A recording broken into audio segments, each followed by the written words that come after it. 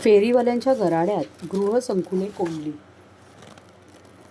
शहरातील अनेक गृहसंकुले अनधिकृत फेरीवाल्यांमुळे कोंडीत अडकली असून त्यांची सुरक्षा धोक्यात आली आहे.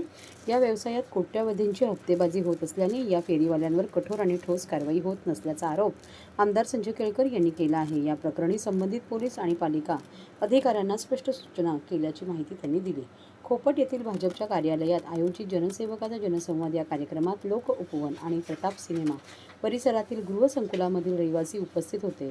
लोक उपवन गृहसंकुलातील सुमारे 500 रहिवाशांनी सह्यानिशी फेरीवाल्यांच्या जाचाबद्दल निवेदन दिले.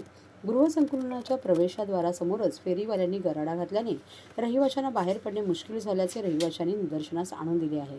दुसरीकडे प्रताप सिनेमा परिसरातील 5 सोसायट्यांसाठी असलेला खाजगी रस्ता देखील अनधिकृत फेरीवाल्यांनी ग्रस्त झाला आहे. याबाबत माध्यमांशी बोलताना श्री केळकर म्हणाले की अनधिकृत फेरीवाल्यांच्या व्यवसायात कोट्यवधीची हप्तेबाजी होत असल्याने इतर शहरातील फेरीवालेही ठाण्यात बेकायदेशीरपणे व्यवसाय करत आहे आणि संबंधित प्रशासनाकडूनही ठोस कारवाई होत नाही. या फेरीवाल्यांमुळे सामान्य नागरिकांची सुरक्षा धोक्यात आली आहे.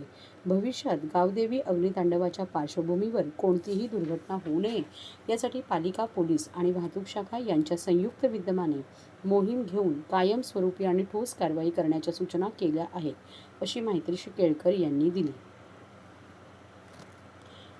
बांदल चाळीसाठी पुढाकार घेणार श्री केळकर. रेल्वेच्या विकास कामासाठी रेल्वे लगतची बांदल चाळ पाडण्यात येणार आहे. त्यामुळे 50 कुटुंबे बाधित होणार आहेत. या कुटुंबाच्या पुनर्वसनासाठी पुढील आठवड्यात महापालिका, रेल्वे प्रशासन आणि रहिवाशांची संयुक्त बैठक होऊन ठोस नियोजन करण्यात येणार असल्याचे आमदार संजय केळकर यांनी सांगितले. कार्यक्रमात मफतलाल कंपनीचे कामगारही उपस्थित होते. कामगारांना थकबाकी देण्याबद्दलचा पहिला टप्पा यशस्वीपणे पार पडला आहे. जागा विक्रीची प्रक्रिया सुरू असून मिळालेल्या पैशातून कामगारांची देणी दिली जात नाही तोपर्यंत लढा सुरूच राहील, असे श्री केळकर यांनी स्पष्ट केले. यावेळी नगरसेवक सीताराम राणे, माजी उपमहापौर अशोक भोईर, नगरसेवक दीपक जाधव आदी उपस्थित होते. धावपळ करणार होता.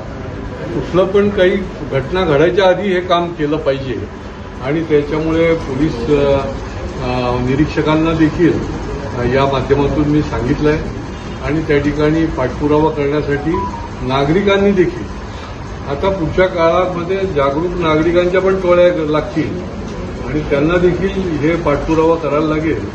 अशा पद्धतीने ही अधिकारी मंडळी जी आहे ते ढिसाळ आणि बेजबाबदार काम करत आहेत. बाकी छोटे छोटे विषय जे असतात, अनेक कंपनीचे कामगारांचे विषय आहेत. मफतलाल कंपनीचा जो लढा आम्ही यशस्वी केला त्याचा पुढचा पार्ट फक्त राहिलेला आहे.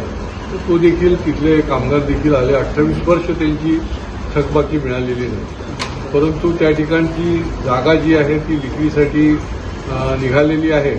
ती रक्कम आल्यानंतर 28-30 वर्षानंतरचा लढा हा फायनली यशस्वी होईल.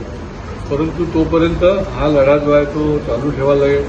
निर्णय विकास कामाकरता देखील रेल्वे लगतची जमीन जी आहे तर तिथली अख्खी 50 कुटुंबाची चाळच्या चाळ बिल्डिंग त्या ठिकाणी पाडायला लागणार आहे आणि त्यांचं देखील पुनर्वसन करायला लागणार आहे. पुढच्या आठवड्यामध्ये आम्ही रेल्वेचे अधिकारी, महापालिकेचे, शहर विकासचे अधिकारी आणि या बांदल चाळचे प्रतिनिधी यांची मिटिंग घेऊन त्यांचं पुनर्वसन नेमकं कसं करणार, कशा पद्धतीने करणार याची ठोस अशा प्रकारचं नियोजन घेण्याचं आम्ही ठरवलं आणि त्यामुळे विविध विषय आणि काही वैयक्तिक, काही सामूहिक अशा प्रकारचे विषय जे आहेत त्या आज देखील जनसंवाद कार्यक्रमामध्ये झाले आणि पुढच्या काळामध्ये जे न्याय आहे ते सोडवण्याचा आम्ही निश्चितपणे पाठपुरावा करतो.